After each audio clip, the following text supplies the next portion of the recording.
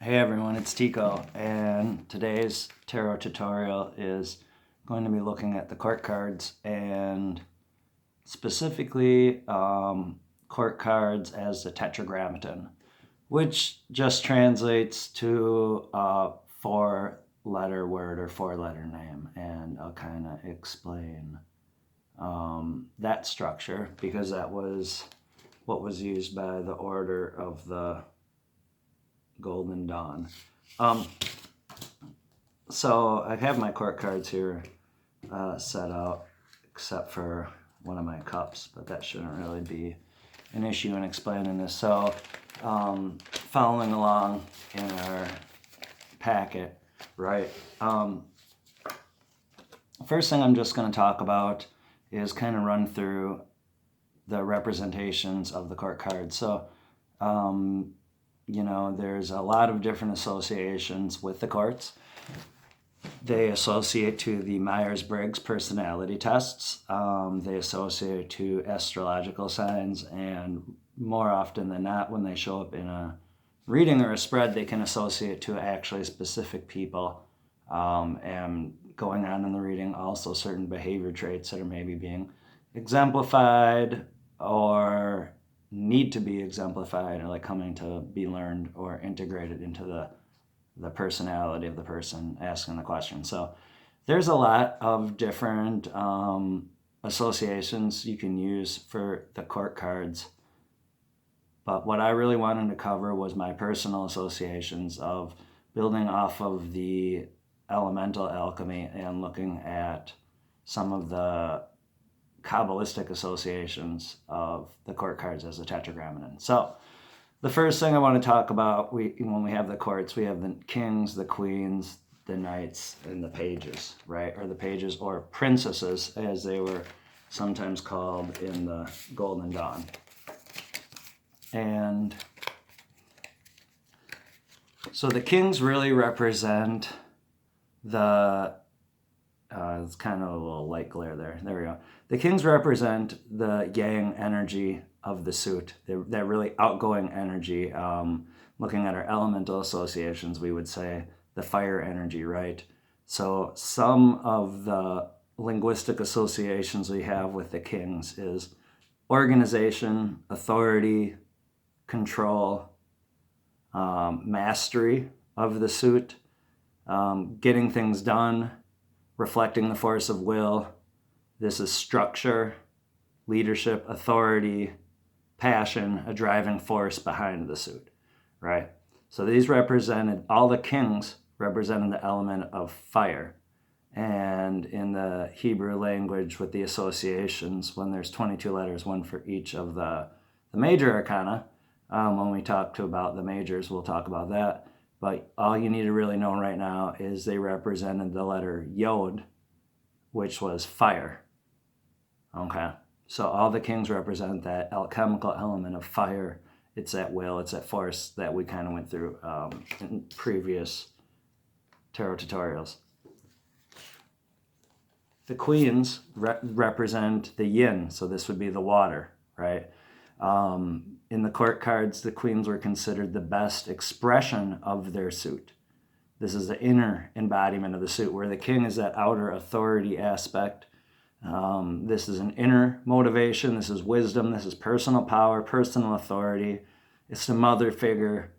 It turns the motivation of the king into reality. It's a signaling a time of like growth and development of that particular suit. In this case, the element of pentacles, right? But it could be for any of the elements. So the letter associated was he, and the elemental association was water. So where all the kings were Yod and fire, the queens were he and water.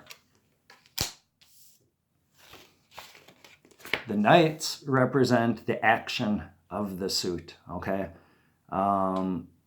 They can be unbalanced. You want to think of this as like a polarity going from one extreme to another. Knights, some of the keywords represent like movement, travel, change, purity of spirit, a readiness for battle, a constructive force, that's energy, courage, consequence about to happen, right? And we can think about this, the knights representing the letter Vau, which represented the element of air. So all the knights are represented air. And the pages or princesses, this is the manifestation of the suit. This is a fascination, play, learning, acting out certain qualities of the particular suit. This can also represent, children or youthful innocence. When these show up, they could be messages about change, emerging aspects of the personality in regards to which suit it is, and receipt of communication. So, right, these can be messages and communications going on also.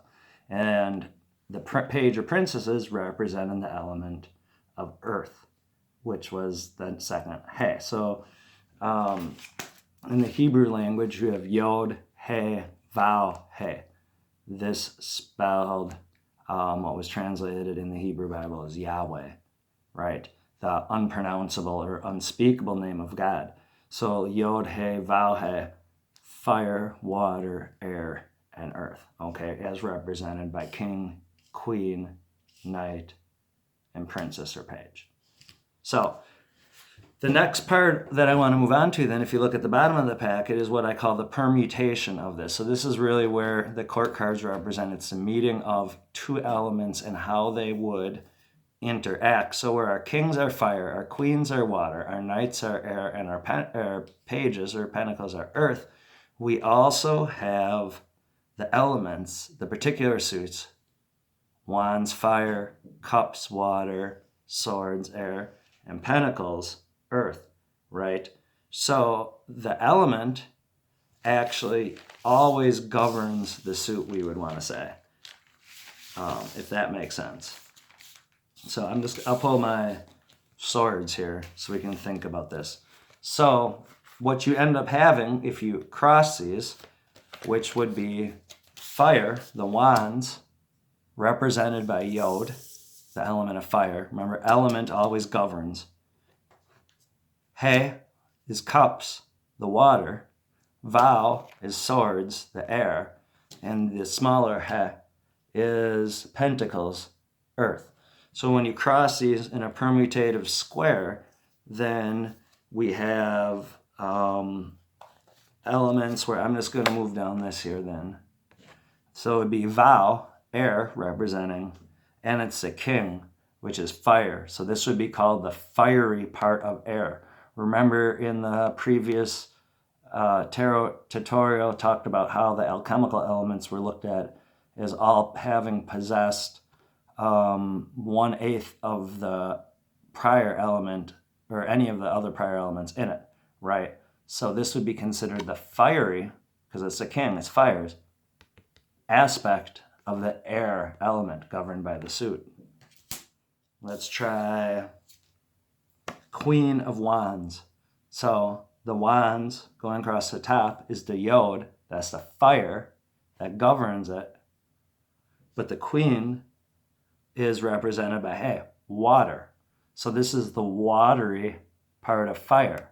So while there's a fire energy there, which is passion, etc., what does water bring? Reflection, compassion, intuitiveness, psychism, etc. So you look at how those elements meet, and then that brings out a bit of that personality. Let me just do one more here. We'll go back to our Knight of Pentacles. So the Knight, again, is air. We want to look at first the governing suit. So he, that's Pentacles, right? And the Knight is air. So this is the airy part of earth. This is movement. That's change. When wind blows across the earth, right, we get erosion. And that's where we get some of that, slow earth movement and shaping the earth plane from the definitions with the Knight of Pentacles. So and I have a couple examples down there in case you forget. The only other last part of this lesson or tarot tutorial that I'd like to point out is that there were 4 cards in particular which were believed to really kind of embody the purest aspects of the elements, which would be, I don't even know if I have him out here, the King of Wands, So king being fire and wands being fire. That's fire and fire. So it's the fiery part of fire. That's pure fire. The Queen of Cups, right? That is, the queens are water and the cups are water. So this is the watery part of water. That's the pure element there. The Knight of Swords would be, swords is air and the knight is air. So it's the airy, it's like when air and air meet. This is all air, right? Psh, gust of air. And then the Page or Princess of Pentacles, earth. Remember, element governs. And then the princess representing earth, so the earthy part of earth. So those four would have a special significance when they came up in a reading because they represent all four. If there's any questions on that, I know it might be a little bit confusing, play around with it.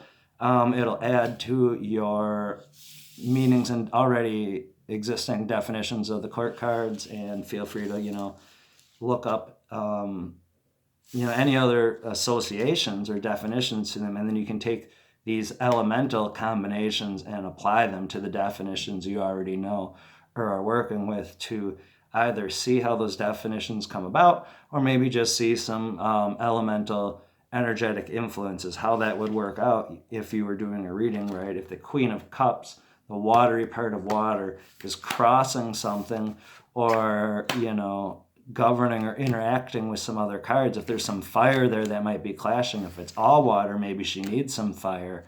Or it could be saying, really tapping into that watery water part, bringing that water to that particular situation in the reading. So, that's going to depend on how the cards are interacting as you explain out how those elements might be affecting the reading, and there might be something that the client wants to embody or something that the client wants to at least be aware of, right? So that is the court cards as the Tetragrammaton. Blessings.